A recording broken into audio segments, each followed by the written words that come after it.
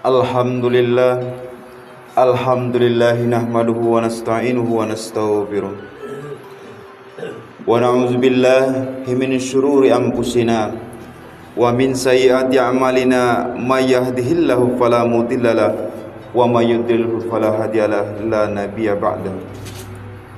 Asyhadu an la ilaha illallah wahdahu la syarikalah wa asyhadu anna Muhammadan abduhu wa rasuluh. Allahumma salli ala Sayyidina Muhammad wa ala ali Sayyidina Muhammad. Amma ba'du, ya ayuhan nas ittaqullaha haqqa tuqatih wasari'u ila maghfiratin. Qala Allah ta'ala fil Qur'anil azim, a'udzu billahi minasy syaithanir rajim. Bismillahirrahmanirrahim. Innal insana khuliqu halu'a idza masahu surru jazu'a wa idza mashul khairu manu'a. Shadaqallahul azim. Alhamdulillah, puji syukur kita kepada Allah Subhanahu wa taala. Pada hari yang sangat mulia ini, yaitu hari Jumat, kita masih diberikan nikmat yang sangat besar oleh Allah Subhanahu wa taala, yaitu berupa kesehatan. Sehingga kita selaku muslim, laki-laki yang punya kewajiban untuk melaksanakan sholat Jumat, dapat hadir di masjid yang sangat kita cintai. Kemudian yang kedua kalinya, salawat serta salam selalu kita curahkan kepada junjungan kita Nabi besar Muhammad sallallahu alaihi wasallam. Semoga kita semua selaku umatnya selalu mengikuti sunnah-sunnah beliau hingga akhir kiamat, dan nantinya kita akan mendapatkan syafaat darinya. Selanjutnya selaku khotib, kami mengajak kaum muslimin dan muslimat sekalian, dan khususnya pada diri khotib sendiri, marilah kita selalu meningkatkan kadar iman dan takwa kita kepada Allah Subhanahu wa taala dengan menjalankan segala perintahnya dan meninggalkan segala larangannya. Adapun judul khutbah kita pada Jumat kali ini, yaitu melihat tabiat buruk manusia di dalam Al-Quran. Hadirin kaum muslimin muslimat jamaah Jumat yang dirahmati oleh Allah Subhanahu wa taala. Sebuah pepatah mengatakan, jika tidak tahu sebuah penyakit, maka kita akan sulit untuk menemukan obatnya. Demikian halnya dengan sifat dan tabiat yang menimpa diri manusia. Jika kita belum mampu mengidentifikasi sifat dan tabiat buruk tersebut, bagaimana bisa kita untuk mengatasinya?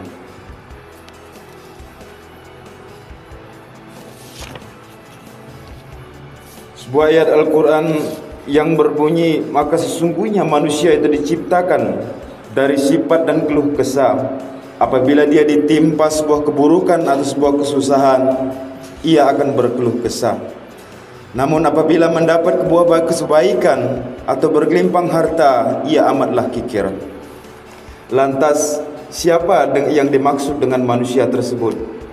Menurut Al-Qurtubi, maksud manusia di dalam ayat itu adalah manusia yang beriman, mengingat pada ayat ke-22 disebutkan kecuali kepada orang-orang yang salat.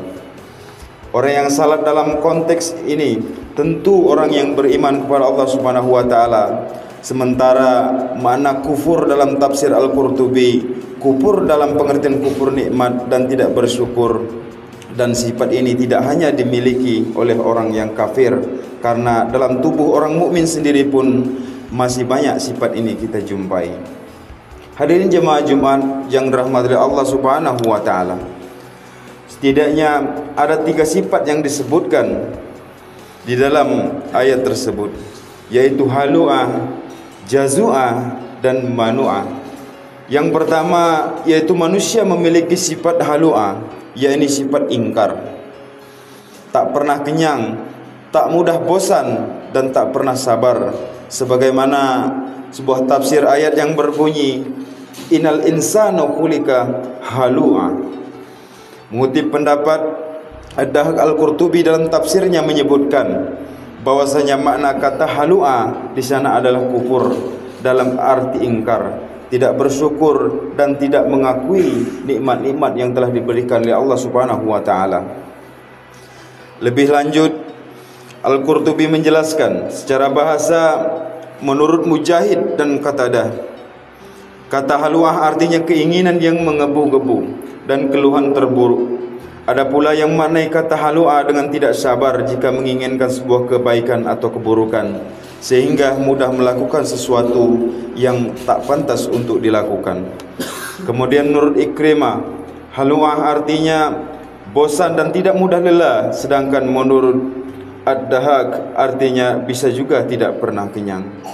Kemudian yang kedua, yaitu manusia yang memiliki sifat jazua, artinya suka mengeluh, terutama saat ditimpa sebuah keburukan, sebagaimana tafsir ayat yang berbunyi iza masahush syurra jazua. Pada ayat berikutnya kemudian Allah Subhanahu wa taala menjelaskan sifat manusia yang lainnya, yakni memiliki sifat jazua. Menurut Sa'lab, penjelasan sifat jazua sendiri adalah ketika ditimpa sebuah keburukan, manusia suka mengeluh, suka mengadu, protes dan tidak bersyukur dan tidak bersabar. Jadi sampai di sini manusia itu memiliki sifat bawaan, yaitu sifat kufur, ingkar, suka mengeluh, resah, gundah, galau, mudah bosan dan tidak sabar, terutama di saat mengebu-ngebu keinginan dan harapan. Ia terbelenggu oleh keinginannya sendiri. Akibatnya, jika keinginan itu tidak tercapai, ia mudah frustasi dan menyalahkan siapa saja. Kemudian yang ketiga, yaitu manusia memiliki sifat manua, yaitu ketika diberi kebaikan, ia kikir, ia akan pelit dan tidak bersyukur. Wa iza masahul khairu manua. Masih menurut salaf, jika pendapat kebaikan, nikmat ataupun anugerah, manusia suka kikir, tidak mau berbagi, bahkan tidak ingat kepada yang menganugerahkannya. Alhasil seperti yang ditegaskan oleh Ibnu Kaisan, manusia itu tercipta dalam keadaan gemar menyukai apa yang disenangi dan diridhoi, serta menjauhi apa yang tidak disukai ataupun yang dibencinya. Padahal Allah Subhanahu wa taala memerintahkan untuk mengimpakan apa yang disukainya dan bersabar dalam menghadapi perkara yang tidak ia sukai. Sehingga tak heran menurut Abu Ubaidah, jika ditimpa kebaikan, manusia tidak mau bersyukur, serta ditimpa kesusahan tidak mau bersabar.